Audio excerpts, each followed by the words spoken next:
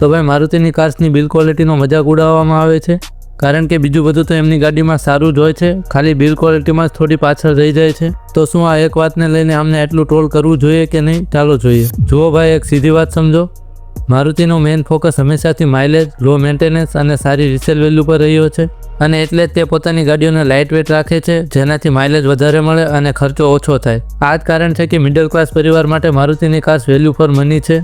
પણ બીજી બાજુ એ પણ સાચું છે કે સેફટી અને બિલ્ડ ક્વોલિટી પણ ખૂબ જ જરૂરી છે, ખાસ કરીને જ્યારે તમે હાઈવે પર ગાડી ચલાવતા હોય।